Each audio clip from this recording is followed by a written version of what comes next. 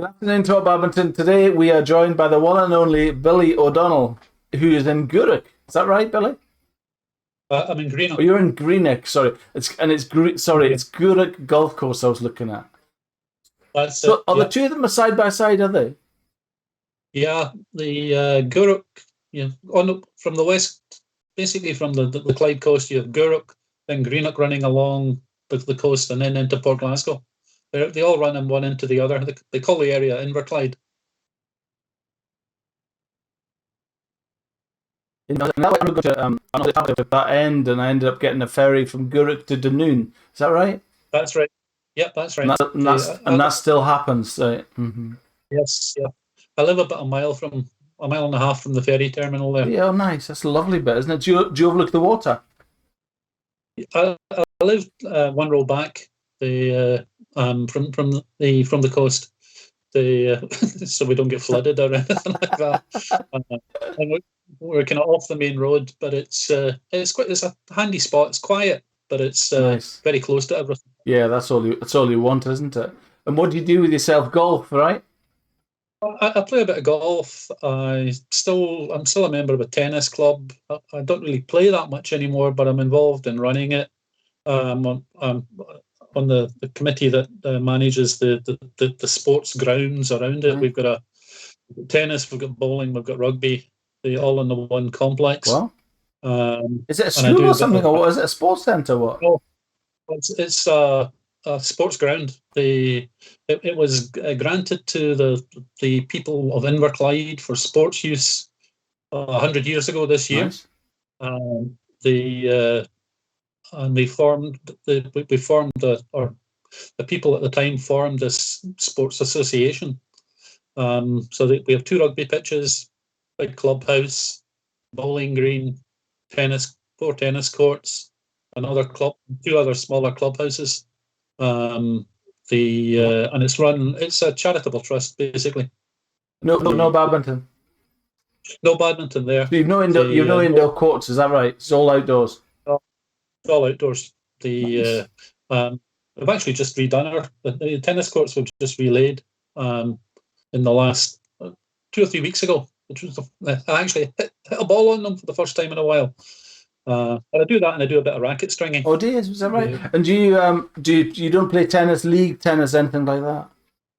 Not anymore. I used to.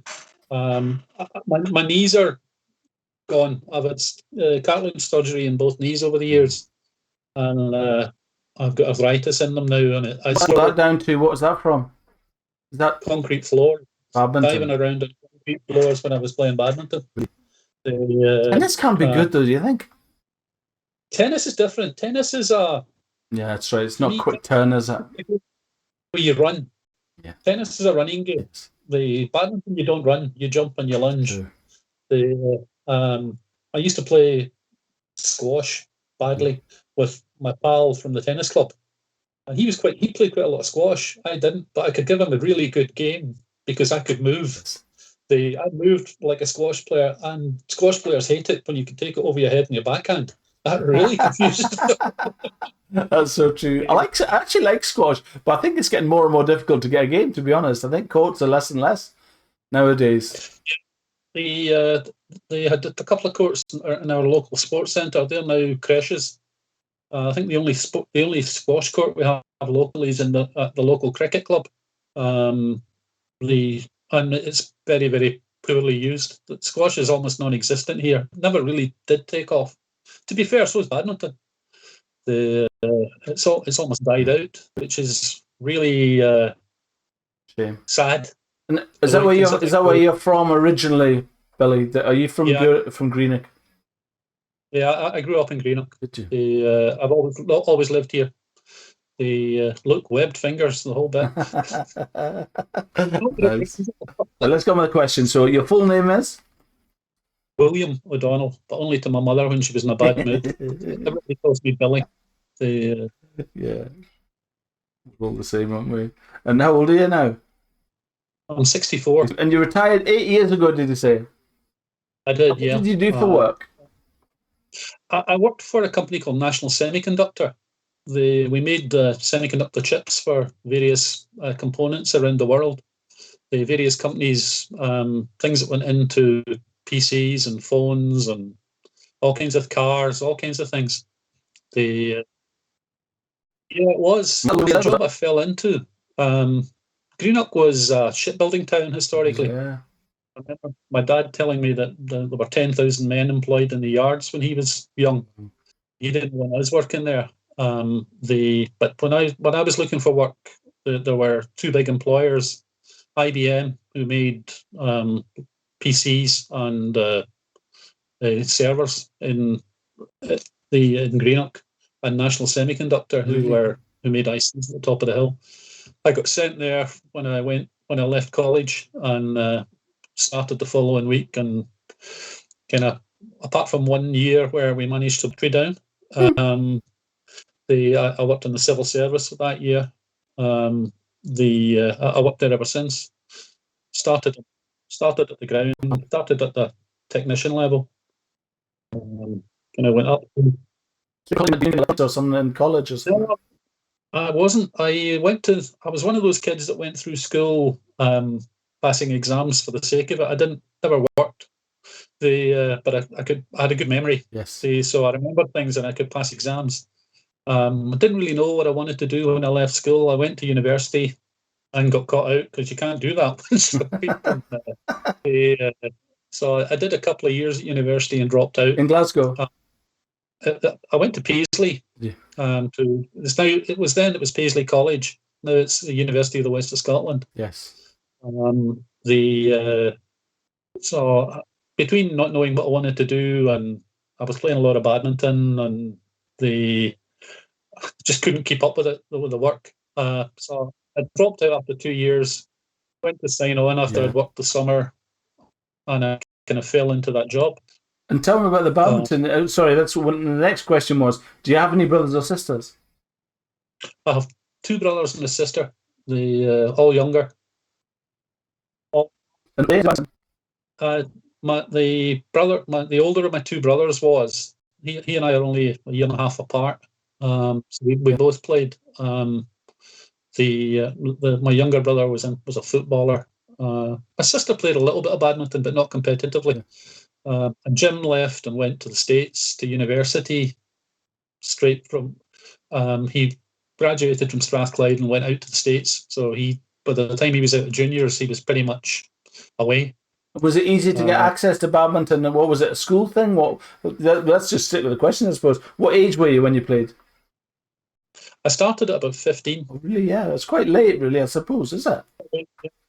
Yeah, it was. It was very late. But it was we moved to a new school building. The area, the council built 2 or 3 new schools, and they were all built with games halls. Yes.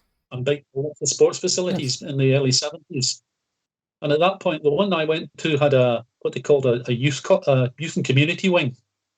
So they were encouraging people in the local community to use the school in the evenings. Yeah, good.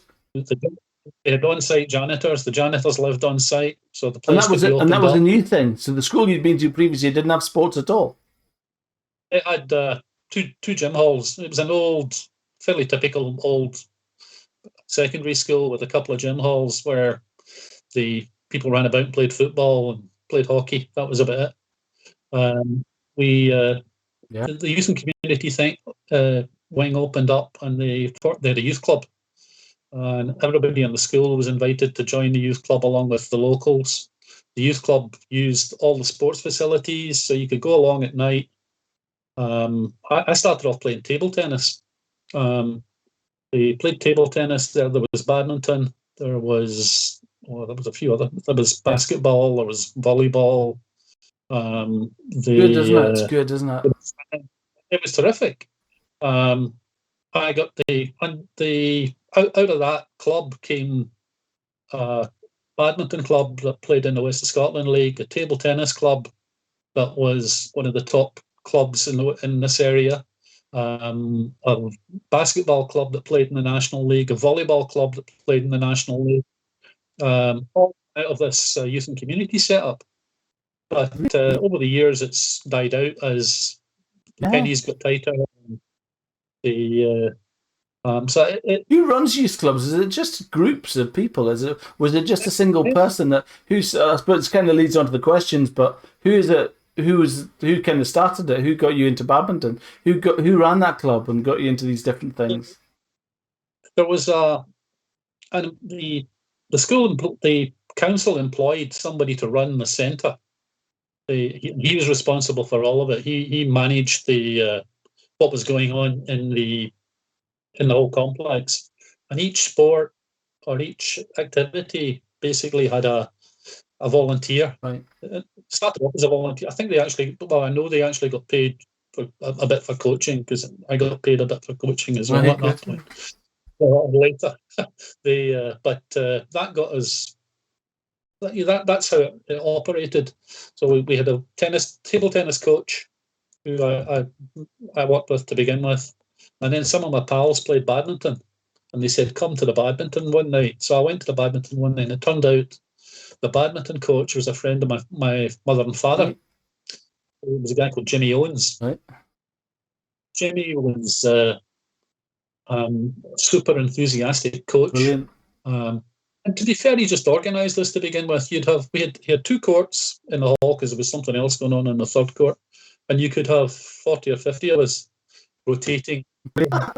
Blackboard, all your names on the blackboard. You came off and you wrote your name on next, and you got to play with whoever was the 4 that were around you. So you had to be careful who you were going in with. So you actually got a game with people that you wanted to play with.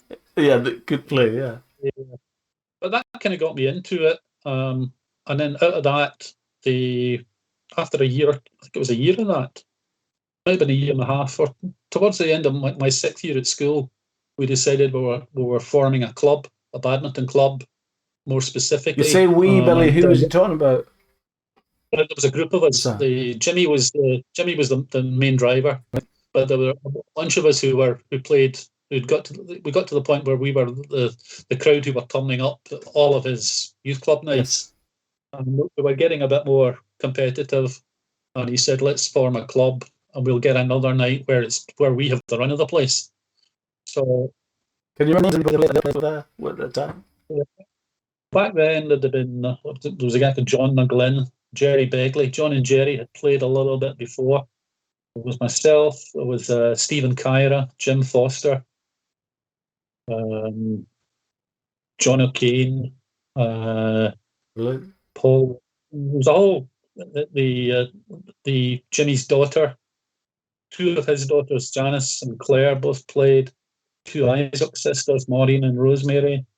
But there was a big crowd of us all. Sounds good. Sounds the making of a club, right? Yeah, good. And that's what got us going. So we got the club up and running. So now we've got the hall on I think it was a Saturday night and a Sunday afternoon. We had Saturday night, Sunday afternoon in that hall. Saturday nights, Sunday you could have 60 or 70. The younger ones from 2 till 4, and then the older group from 4 till 7. Good, isn't it?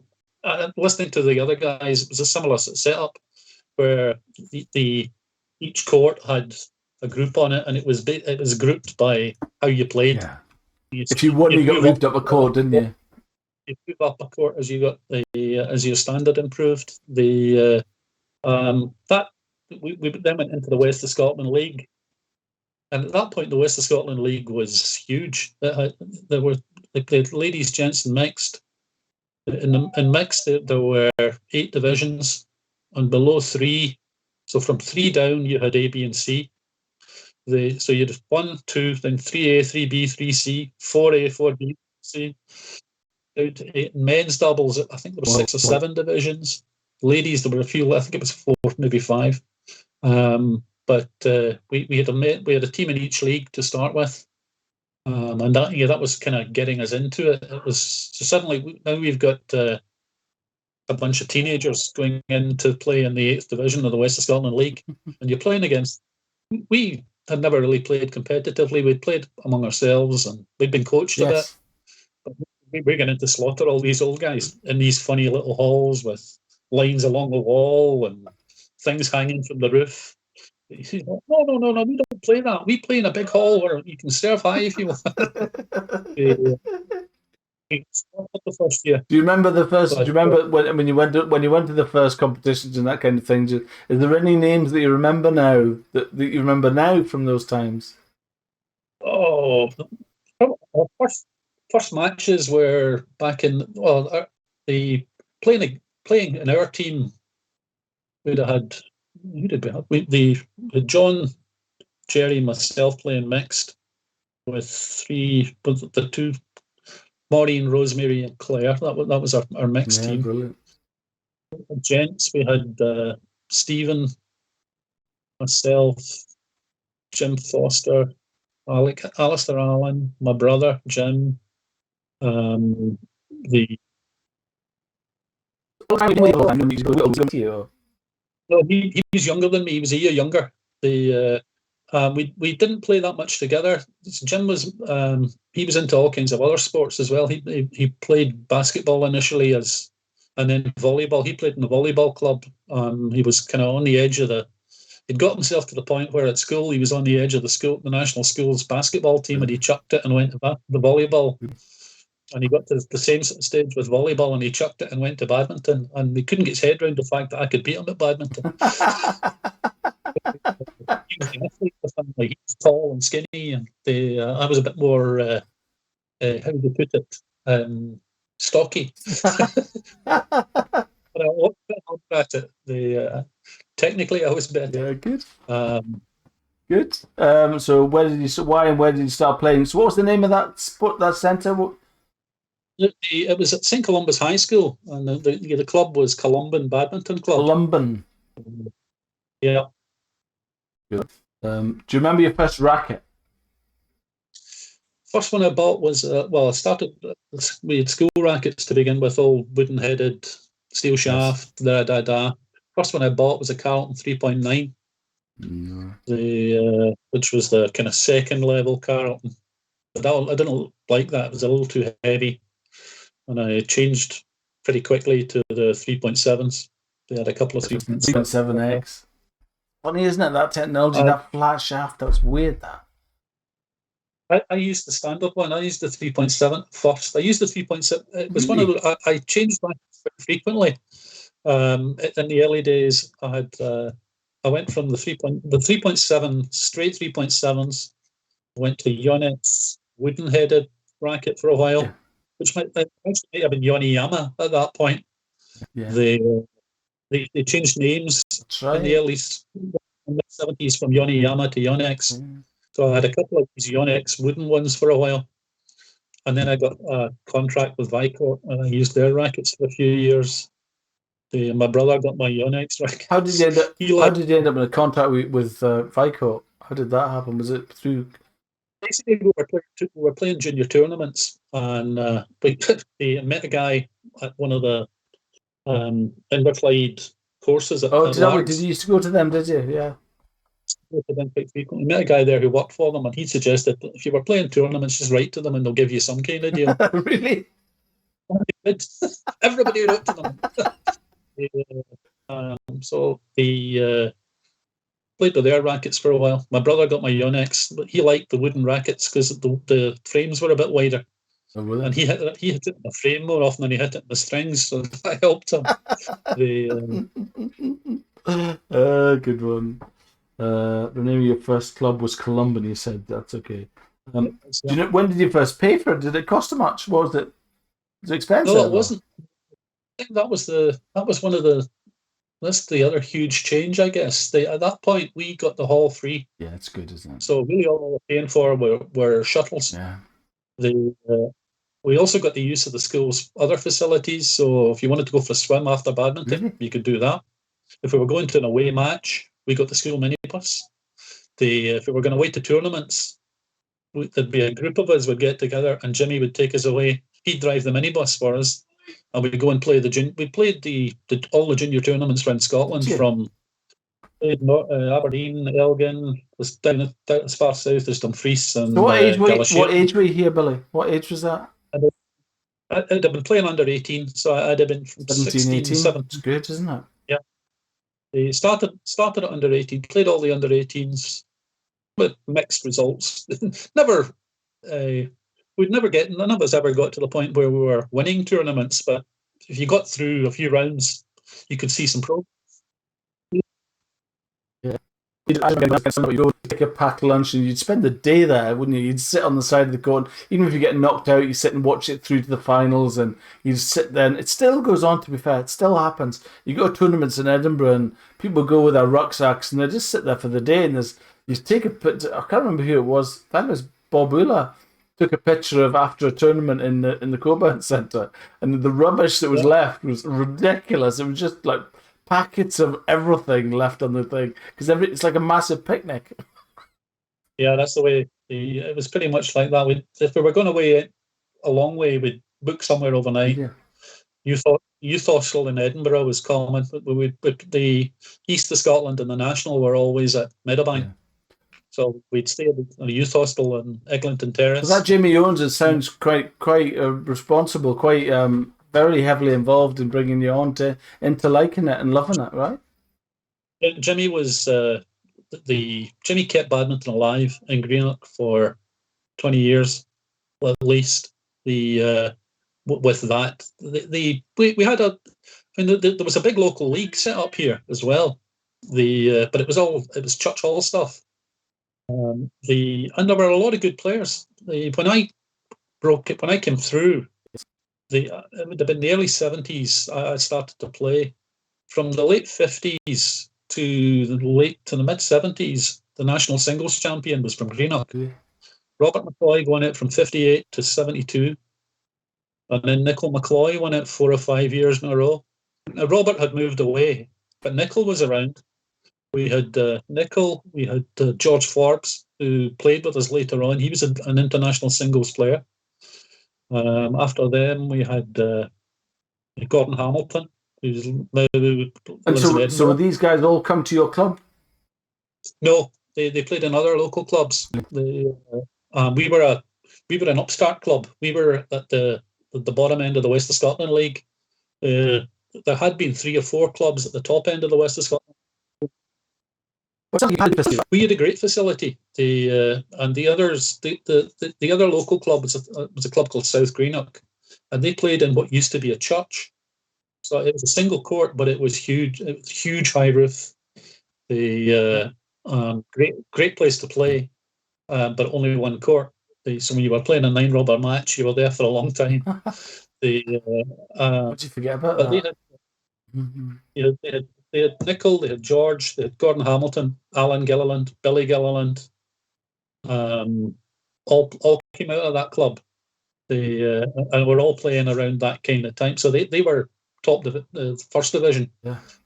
Gordon and Alan would have been under 21 internationals. Billy was Billy. Billy went on to win the All England mixed and the Commonwealth men's doubles with Dan Travers, and that kind of made it difficult winning anything in the junior competitions locally. Yeah. Well, that's how you get better, isn't it? By competing against people like that. Playing against them was it was fun. They didn't last very long normally, but I like it. I did a bit of coaching too.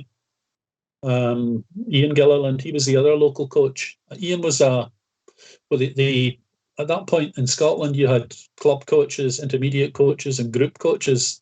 The kind of top level coach Ian was a group coach, and Jimmy was a club coach. And Jimmy gave us all the basics.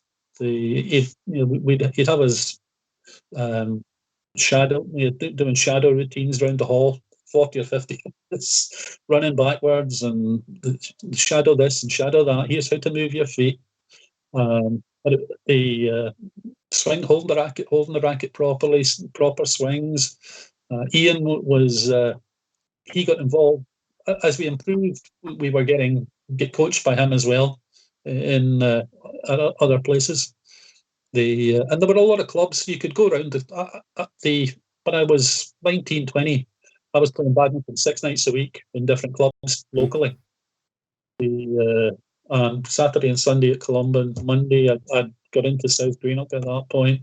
Tuesday a local league club. Wednesday we got another Columban got another night on a Wednesday, Thursday at South Greenock. Friday would maybe have a night off. No. That's that centre, the youth centre. Yeah. And there were a lot of us. We used to go, as I said, we travelled sometimes in too many bus loads to tournaments. It was played in, I remember doing Aberdeen and Elgin in one run. Played at Galashiels in the Border Open. Oh, yeah. Played Dumfries in the South Open. The local ones we did in the West. The Glasgow Open. The first tournament I played would have been a Glasgow Open at Bella Vista. And what was your pursuit? What did you play? Was it singles, doubles, mixed? What? At that stage, I played all three. Yes. I always started off playing singles. Helped. I was never all that focused on singles. I guess I would have said over the years I was better at mixed. Really? Results would probably say I was better at gents. Really? But then I think a lot of that came down to the fact that I played, once we got into the senior tournament circuit, there were very few mixed partners around. I'd go and play gents doubles, and we did okay in gents doubles, even at the senior level. But occasionally I'd get a game of mixed, but I always felt I was a better mixed player. And did you have a favourite partner? Is that why that is? I played gents doubles with a guy called Alan Stewart.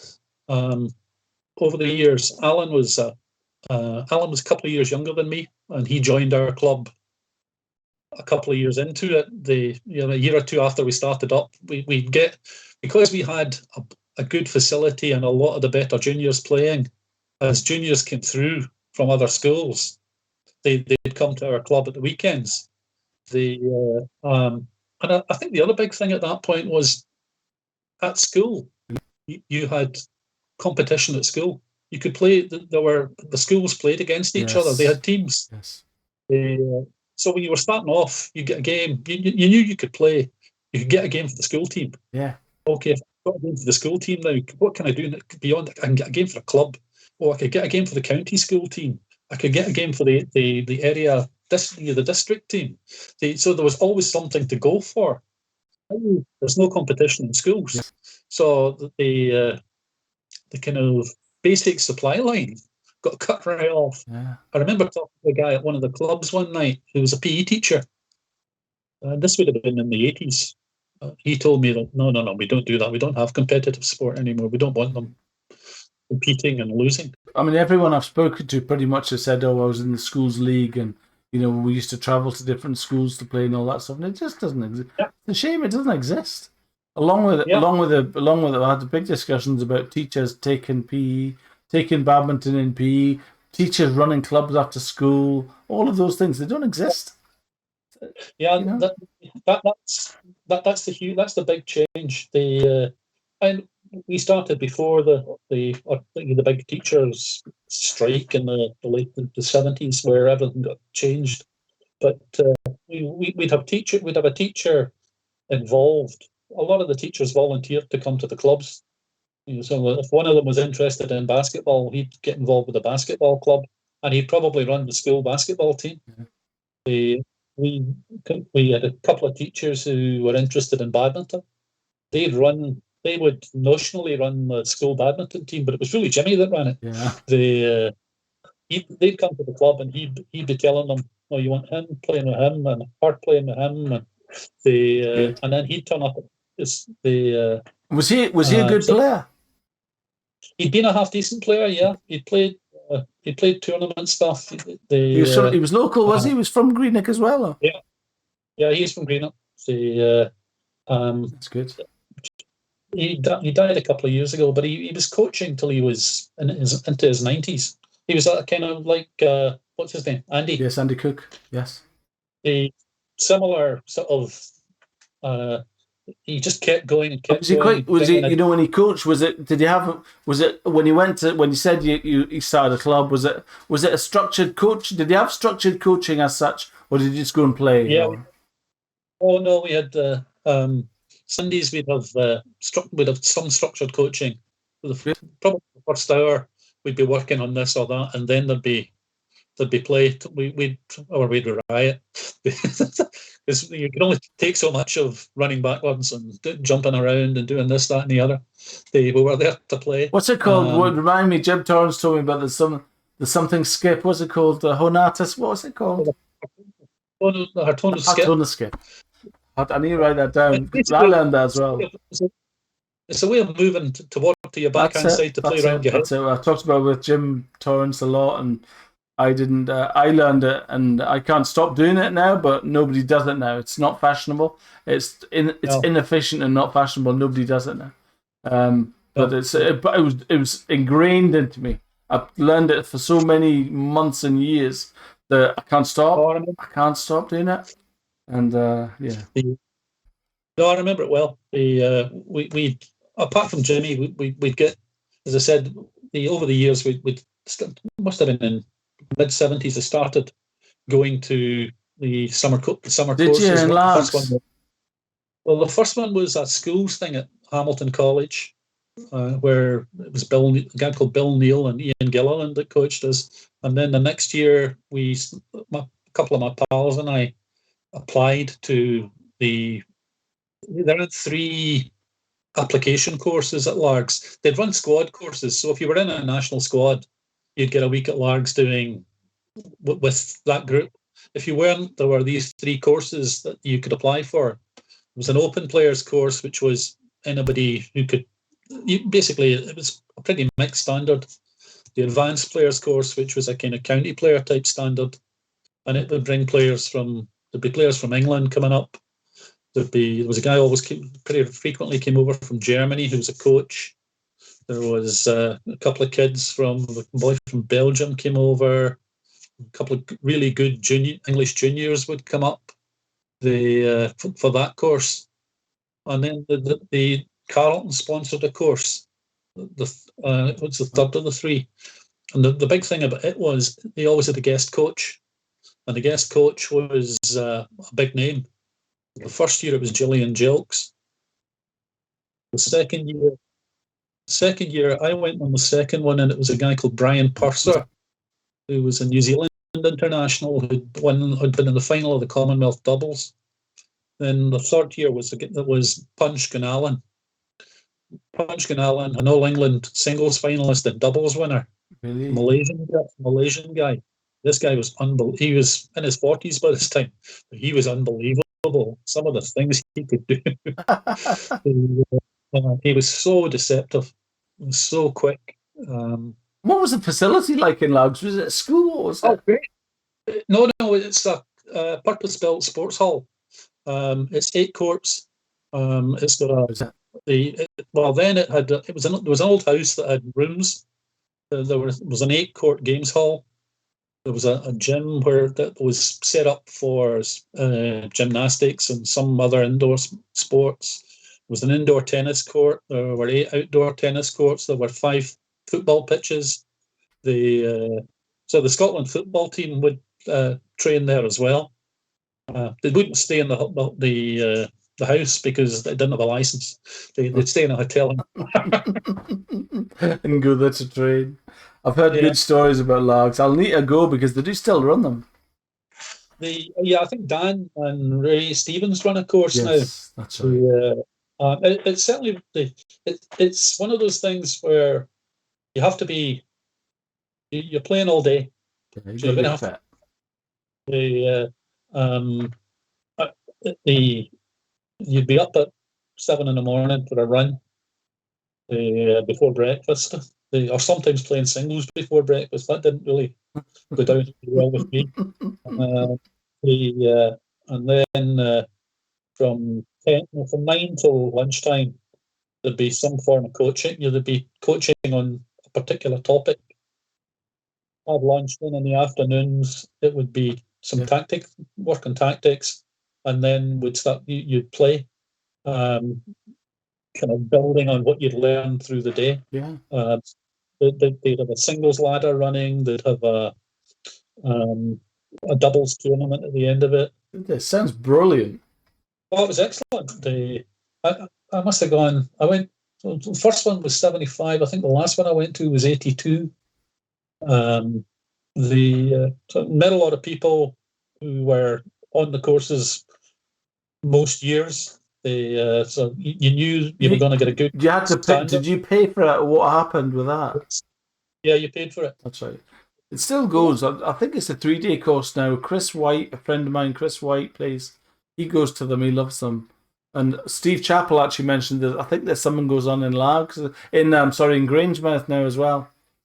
Might well be. Yeah, but that, I don't think it's residential. That one, Largs is so popular because it was like a weekends, like a school. Yeah. You can imagine your parents getting rid of you. Imagine your parents kind of driving you down there saying, "Woohoo!" You know, if it was Bye. me, if it was me, you know, your kids are so happy they're being looked after. Before the time of mobile phones, right? You're just gone, and that's it. You're out of my hair for a while. I think there were a couple of guys from Edinburgh that came pretty regularly. A guy called Mike Ramage. Oh no, I don't. That's familiar that name. Mike Ramage, Ken Tate, and Peter Glasgow were the three Edinburgh guys. Ramage was a good player. The other two were club players, I think. What was that second name? Mike Ramage, Peter Glasgow. And there's another one. What was the other name? Ken Tate. What was that? Ben Tate. Ken Tate. Ken Tate. Ken's father was the convener of Lothian Group at one point, I remember. He was the guy that you wrote to enter the East Junior or the East Scotland tournament. Yeah. And then the Stephen Thompson I met on that course. Oh, Steve Thompson from Ayr. Yeah, Steve was on the course. Alan Gilliland was on the course pretty regularly. A couple of guys coming up from Northumberland. The county players from the Northumberland team. The one I remember is a guy called Martin Barnes. And the reason I remember Martin was when we were teenagers, west of Scotland were the top county team from Scotland, and we had Ronnie Conway, Nicol McCloy, and George Forbes playing our three singles. They played Northumberland in a county match in Greenock that we went to see. Northumberland had Derek Talbot. Oh yeah, Billy Kidd, and Derek Talbot, Billy Kidd, and Martin Barnes were their three singles players. And I think between our three Scottish internationalists managed about 15 points between the three of them. They carved up. So Barnes, I thought, oh, he can play. If he can do that to George, he can play. Yeah. Okay, Derek Talbot, that's a name from. I'm from Northumberland, so yeah. He was the England number one. And he was the guy who owned Vicourt. Oh, is he? It's his company. Because the original rackets were Talbot, the Vicourt autograph. There was a Talbot autograph that was on it. He was certainly involved with it. The guy I remember was a guy called Peter McLean.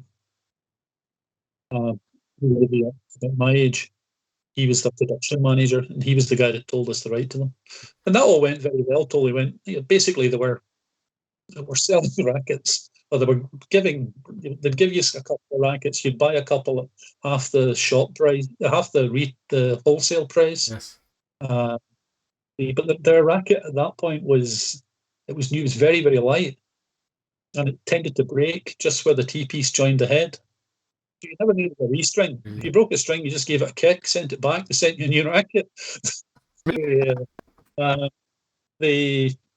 And to be fair, I could have strung them myself, because a bunch of us had got together and bought a stringing machine back then. Really? And we were stringing rackets for everybody, and it covered our expenses going to play tournaments. Really?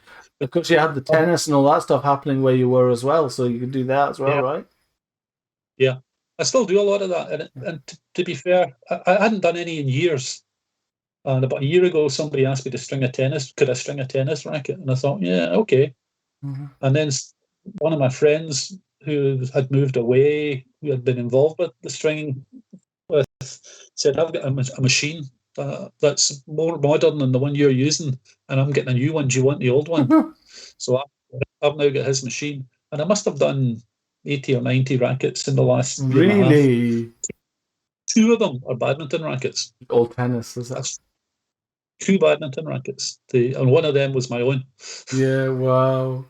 It's it's good. It's good, isn't it? It's quite therapeutic, probably. Stringing, just standing there for half an hour, and that's it, isn't it? Keeps you involved. Keeps me involved, and to be fair, I've learned quite a lot about the technology that's in the stringing these days. It's particularly in tennis. It's different types of string and why they use this and why if you've got tennis elbow you don't use a poly string and all that and stuff. Yeah, the string. I'm doing the pop. You can have the hard string on the mains and a different string going across. That's what I'm about. Different strings, different tensions, vertical and horizontal. What's that about? Yeah, well, that's easy. I mean that's. I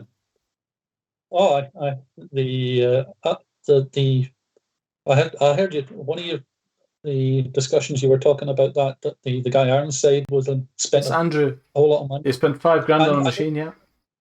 Yeah, the one I've got is probably 15 years old. I don't know what these fancy new machines do for you that the old ones don't. Yeah, they have this. I looked at it a little bit, Billy, and they have stupid things like it's got digital as everything is, and they've got a memory of what tension somebody has. Brilliant, you know. I've got a notebook that I write down what it's got like a memory of like two numbers. So yeah, I don't think it's but I think it's just what they say is that they're designed. I guess the clamps are better and they hold the string for longer, tighter, and yeah, I think that's what they say. They probably hold the strings better. But yeah. No, I'm still doing that, but that's about it. Yeah, it's nice. It keeps you kind of seeing people as well. I suppose people phoning you up all the time, right? Yeah, people are coming around with rackets, and I'm taking another reason to go around to the club to drop them off. Good. I think you've answered every question I've asked. Like in this interview, I reckon I've asked you every question in the wrong order. I normally try and go through a sequence, but we've just answered them all. Oh, the shuttles. What kind of shuttles did you play with when you started? Initially, Carltons. Initially, Carlton plastics, which were pretty horrendous. And then as we got more competitive, it was RSL Tourney. So our league matches would play with RSL Tourney. When you went to start your own club, did you decide to have feathers at that, or were they plastics as well? No, it was feathers at that point. Yeah, that's the luxury, isn't it? Right, we're going to start our own club, we're going to have feathers and everything. We practiced with plastics sometimes. So the Sunday, where it was a kind of hard... The shuttle, you were practicing more than you were playing. Initially we were practicing with plastics because they lasted longer. Yeah. But we're playing in competitive. It was always RSL feathers. Who was your main competition growing up, Billy? Is there a name you could give me that you thought that? Obviously, I've sent you these questions before, but have you thought about that? Again, initially probably Stephen Kyra and Jim Foster. The 2 guys that I started with. How do you spell that, Kyra? How do you spell that? Caira. And Jim Foster. Jim Foster. They were probably the 3 of us were the top 3 in the club initially, and I was accepted as third. But I worked my way through. Was that were you playing singles against these guys? Yes. Good. Yeah. Yes. Stephen was one of these very, very natural players who you had no idea what he was going to do, but that's because he had no idea what he was going to do. But he was a really, really good player. He couldn't, but nobody could tell him anything. So he was uncoachable, basically. He moved away. Jim, I sussed how to play and moved past him pretty quickly. And then my doubles partner, Alan, came up. And then latterly, Jimmy's son, Stephen Owens, and Fraser Erskine. would have been my main contemporaries. The four of us went round playing the senior tournament circuit, playing doubles. And they kind of were the guts of our men's doubles team when we were first division in the west of Scotland. And over in more recent years, the four of us all played for West of Scotland in the Counties League at different times, usually. And what did you play? So I guess that's us kind of up to speed, really. And I suppose when I say current, I know you don't play now at all. I play very occasionally. I'm a member of a club which operates in effectively what is the same school. The school that we started in got demolished 2 or 3 years ago. They built a new one, and it's got a new games hall on exactly the same site as the old one. Really? But this one's got a sprung wood floor. The old one was concrete. Really? So I went along there to try it, and it's a club where we're playing badminton socially, basically. Really, nobody's competing, except the guys who I used to carve up in the local league. Every now and again, one of them will decide that because I can't move as well as I used to, that they're going for it. I go out with the idea I'm just going to hit it when it comes to me. Yes. Every so often, somebody will annoy me, and the autopilot will kick in. For 3 or 4 points, I'll be throwing myself around, and they'll be really sorry. Are you a forehand serve or a backhand serve? I've always been a backhand serve. I was a backhand serve before it was fashionable. Yeah, really. Back in the 70s, I was serving backhand. What's your favourite part of your game? What would you say is the best part of your game? As a question. Probably my flat game. Really? The turning attack into defence into attack was what we did. What I did, and basically what Alan and I did best. In our men's doubles tournaments, we could go out in the first round of a tournament, or we kind of went through a spell where we'd come up against the top juniors, and beat them. So we made 3 or 4 open tournaments. What do you mean by that when you say turning attack defense into attack? How do you mean by that? What, suddenly somebody smashing at you and turning it around on them quickly? Or yes, right. Yeah. So I guess we played a kind of unusual game, and that we could go out against good couples. If we were supposed to beat you, we were probably going to beat you. But we could also go out and play and beat couples who we weren't expected to beat because we played kind of unusually. And if they didn't, the example I keep coming back to is Kenny Middlemas, and Kenny played with a guy originally called Arnott Hutchison, and they were the top under 18s. We played them in a tournament in Irvine. We hammered them in the first game. It was 15 up at that point. Hammered them in the first game. Really? They went off, had a word with the coaches, came back and stopped attacking us. They just threw it to the back of the court. So the game went 2-15, 15-3, 15-1. We got hammered. Really? We played them the following season, and they'd won a couple of tournaments by this time. We played them in the quarterfinal of the Glasgow Open, and we took them apart. Because they just kept doing what they'd been doing in the first game. It's good to change the game. I thought, why are you doing this, boys? I was coming on thinking we're going to get. They hammered us fairly recently. So we got to the semi-final and got a doing off Alec White and David Sheila, but they were always going to beat us. But beating Kenny and Arnott was a good result. Oh, yeah. We did a similar thing to Big Alan McMillan and his mate a couple of years, a year or two later. Alan's another guy. I played with Alan in the West Group County team. When I was the old doubles player, he was the superstar singles player. Right. But I guess that was really around then. Around that kind of time when those guys were coming through, badminton changed. Up until then, it was the club setup was where people came through. From then on, you started to see people the youngsters going full time, really early, and coming out of clubs.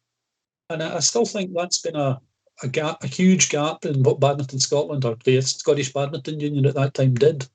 I listened to your. I read the article you posted about the Denmark. Yeah.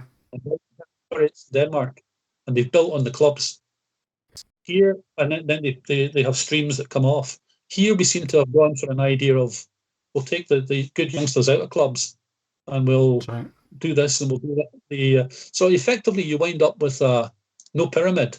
You have basically a flat line along the bottom and a line going up the way. That's correct.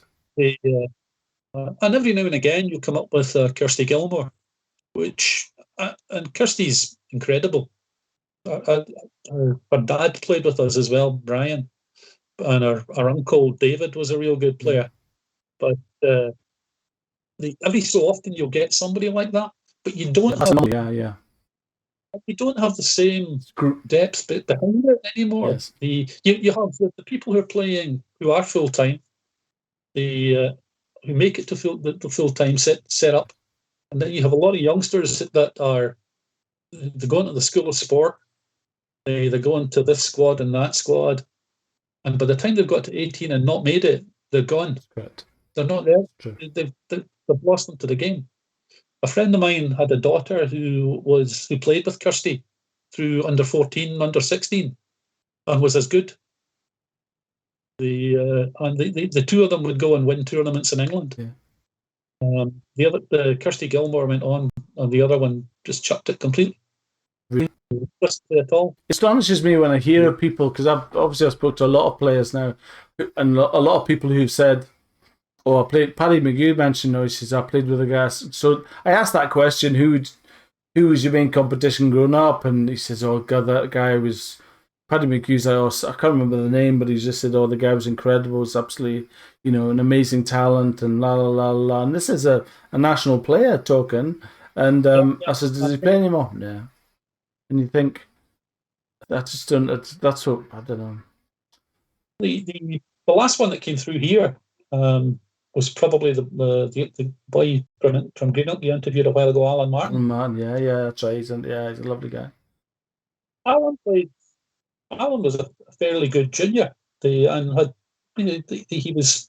I remember getting conned into helping coaching him, and there was a bunch of them. They'd have been 16 or 17.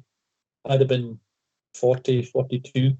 And Jimmy said, "Can you come and help me with these guys? You can help me with the tactics and a bit of doubles and give them a bit of experience." What it actually meant was, you can come and play singles with them.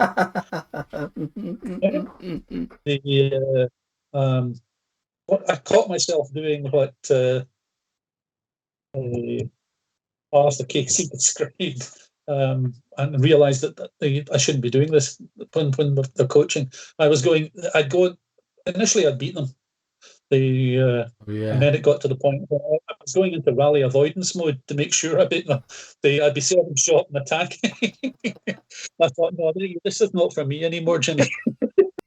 Let's go back to me doing tactics with them. But Alan was one of that group, and but he chucked it in his mid-20s, and he was at the point where he was going to playing in Germany. A league club, yeah. Did you watch the interview? Did you? It's a lovely guy.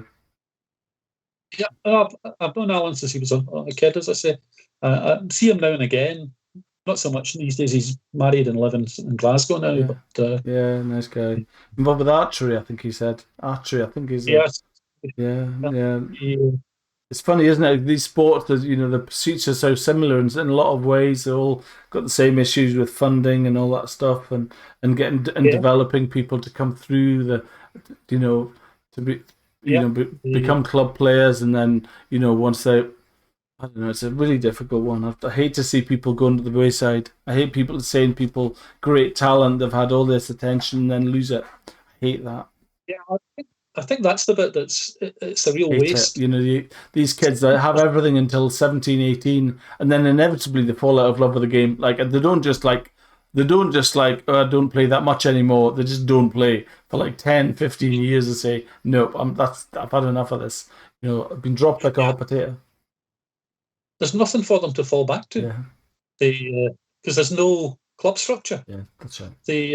Previously, if you didn't, juniors that were coming through and didn't quite make it, we could still go on and be good club competitions, going to tournaments, all that. Yeah, players, go and play in tournaments. yeah. It's not there anymore because there's nothing. There's nowhere to actually just go and play. Yeah. Did you watch any of the interviews with Dan McGee and Dave McGill from Ireland? No, I didn't see you should them. watch. You should watch Daniel McGee's interview, and he talks. We're talking a lot about the structure that they have in Ireland has become phenomenal. And he talks a lot about the structure of club badminton in Ireland, and they've made categories of players A to H in club, right, all over Ireland, and they have local, not scouts, but they have local representatives that say that guy should be an A, should be a B, should be a D, should be an A, right up to H, to club players, mind. So in every territory, in Ulster and Leinster and all that, all over Ireland, Donegal, there's somebody going to clubs, seeing the standard of players, grading the players, recording the scale, setting up games to record the scores in said games, to categorize players, to make each individual player effectively like a handicap, right? And then they have an annual tournament, and they have local tournaments for everybody who's an H, and everybody who's a G, and everybody's a J, and all the rest of that.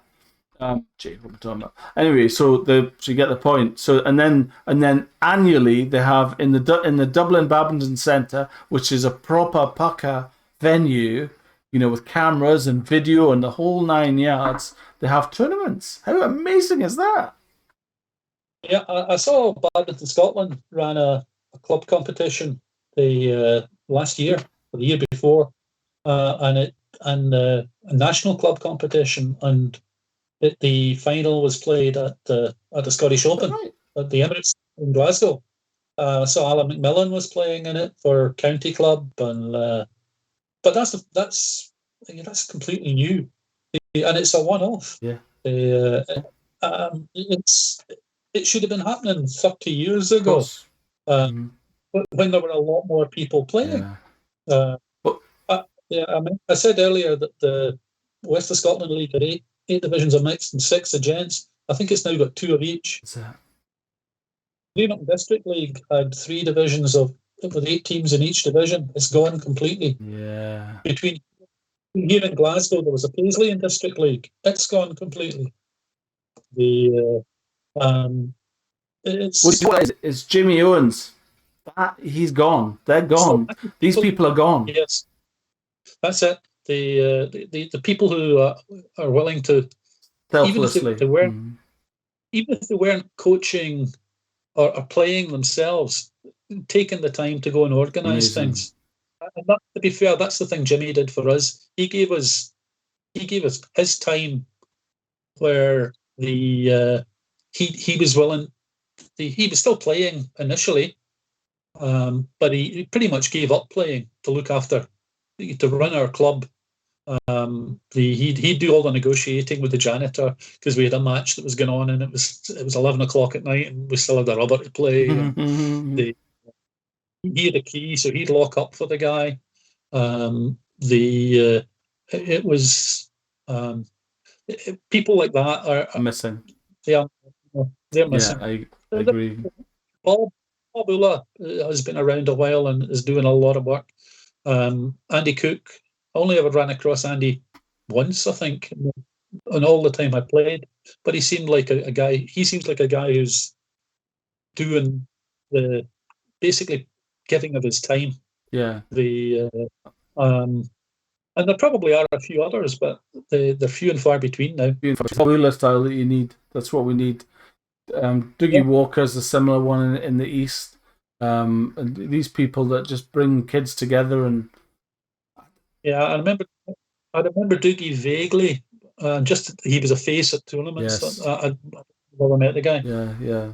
That's what's missing. That's what we need. Is some of these people just to bring it together. And there's obviously the money side as well, and that facility that you talk about. Well, they had the keys and they could get in and use it whenever they wanted. That's what's missing as well.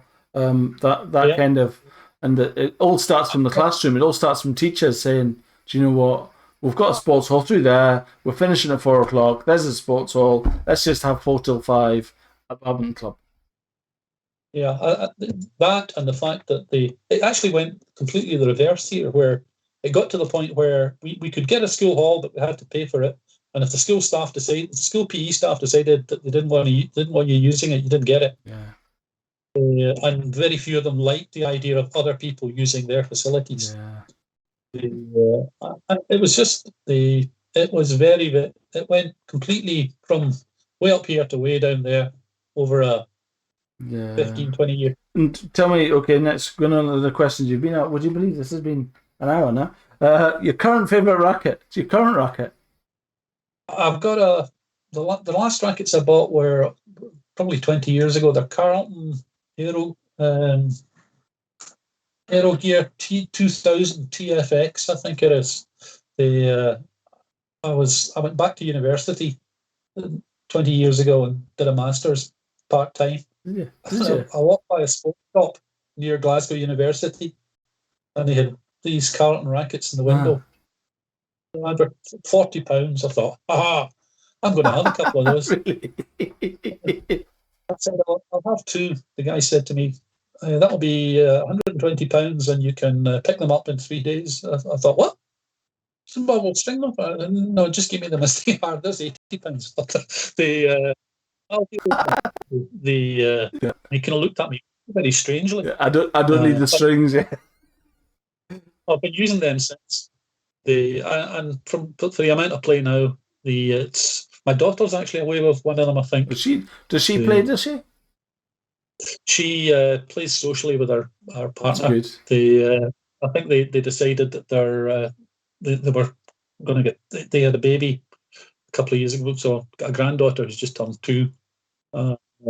Nice. Nicola decided she was going to try and get a bit fitter, so her and Chris have been playing. I think badminton's great for that, don't you? You're doing a sport, but you don't even feel like you're doing a sport.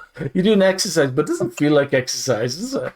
It's only the next day after a tournament you realise you've done exercise because you've had 7 hours of badminton, that kind of thing. You can't straighten your right leg. Oh. I was talking to somebody, and I can't remember the last time I had a cramp. I can't remember the last time. I remember playing in tournaments growing up and saying and getting through, and every time I got through a different round, I think, there's a little bit of cramp coming in there when I'm playing singles. A little bit of cramp coming in. And just the agonising pain when you're in the final and you're literally curled over with cramp. You're like, oh, he's had to go off with cramp. That's never been... Actually, very rarely got... I had rolled ankles and things, but that was about it. You just didn't play enough singles, Billy. That's what that was. Singles is the one. It's that movement all around the court. But do you remember that? I mean, when you played in these things, you ended, as you say, you entered all 3. And if you got through in the singles and the doubles and the mix, I need to come off there because I've got a singles next and I've got a doubles next. And oh my God. It's good though. I remember when I played the Lanarkshire Open the one year, and they had what they call a B singles, which was the top players all played in the A singles, and if you weren't in the top 20, top 30 in Scotland, you didn't play. You played in the B. So I played in the B singles, and I played one of the top under 18s in the first round and beat him in 3. Then I played a guy called Craig Douglas from Edinburgh, who was the top under 18, and I beat him in 3. And then I played the guy who was his partner, who was about the number 6 in Scotland, a guy called Chris Andrew. Right. And Chris, I was beating Chris till I got to about halfway through the first set. I was serving short and following it in because there was no way I was going to. And it was another tournament where I could hardly walk. We got to the semi-final of the doubles, the open doubles. I got a doing from Ronnie Conway and Ian Harvey, I think it was. But the singles, that was the last time I played any really competitive singles. When was the last time you played badminton?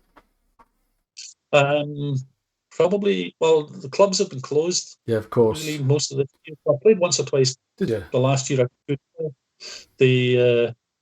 I'm really just social. It's so much. It's a bunch of older guys. They still score to 15. Did they really they do that? People. They just never changed. Most of them are probably too old to count beyond that. But yeah, it's good, isn't it?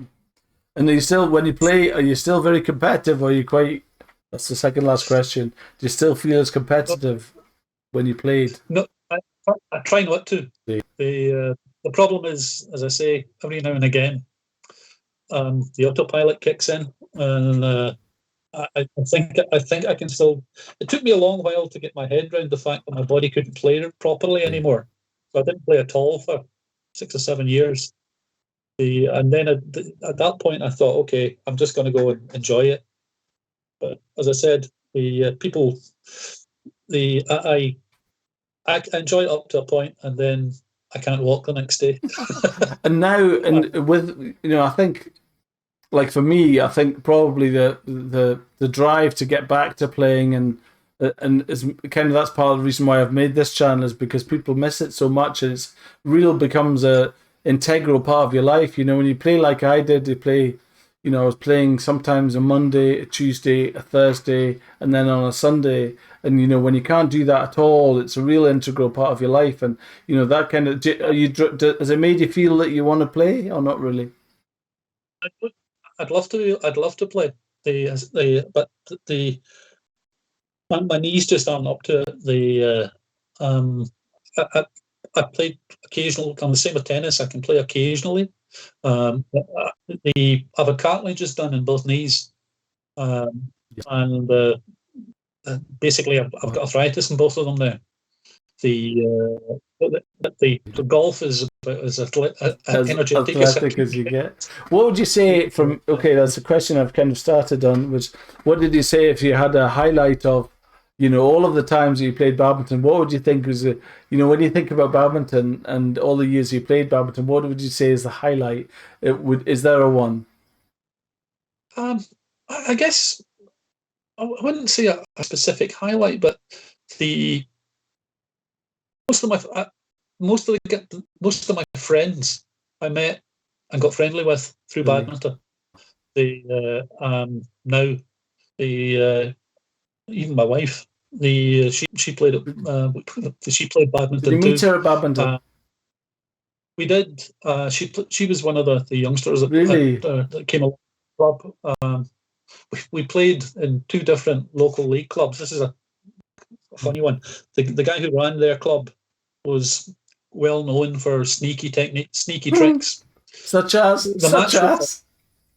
he'd fiddle the teams. He'd be moving people around. But the match was 4 mixed doubles playing against their opposite numbers. So you played 1, 2, 3, 4 in order, and then a men's doubles and a ladies' doubles. I played first mixed doubles for our first team. Avril played 4th mixed doubles for their second team, unless they were playing against us. Then she played first mixed doubles. And it was one of those. We were engaged at this point, and it was like, I can't win here. If I go on and take it easy and being condescending, if I go on and I mess about, I'm taking what's it? Yeah. And if I go on and I play flat out, I'm a real. Yeah. You're showing off. Yeah. Going with whatever's quickest here. If you get in the way, it's your fault, and you can blame him for hitting it up to me. Nice. You do. You're right. You meet a lot of people playing badminton, no question. And even just talking to you, I don't know. Everybody I interview says the same, and I can't really remember very much of that kind of thing. But it brings something. When you think about things in sequence, is how you remember things. If I said to you, "Who did you play with?" everybody's the same. Like, oh God, I don't know. But when you follow a sequence, you suddenly. I reckon you've given me like 150 names just now from just talking of all. I swear to God, I've been writing them down. I've got a sheet of papers like that. What the hell am I going to do with all that? And now I go and do my research. So now I go and Google and go on Facebook and hunt for these people that you've mentioned that you've ever played with. And that's how the network grows. And maybe you'll. I don't know. Yeah. I don't know. Maybe it's. How do you feel? One thing I did want to ask you about is you brought up coaching. Did you do coaching or? I did a bit. I did a coach's course long time ago. I was involved at coaching at Columban in the early days. As I said, we had 2 groups. We had the players group, and we had a bunch of youngsters, and I helped out with the youngsters. I did a bit with Jimmy later on. The problem I had really was time. I had the job I did latterly involved a lot of traveling. It was an American company, and I could get myself into. I'd be in the States for 2 weeks. I'd be back. I'd be in Malaysia for a week. Yeah. And playing badminton was actually a big plus when I went to Malaysia, I have to admit. Did you go and play over there, did you, when you went to work? Played once. The guys I was working with were showing me their facility, and they had a 3-court hall in the factory. Can you play? I picked up a racket. Can you play? I said, well, I can play a bit. Bring your gear tomorrow. I said, I've not got any gear. I'll give you rackets. So I turned up the next day, and they went through 3 or 4 iterations getting people I could play against. They're like, he's not. Hang on, we'll go and get another one. But it helped. My street cred went. And then I told them I'd played with Gunallan. And they were, he was their. Gunallan was contemporary of Hartono. Was he?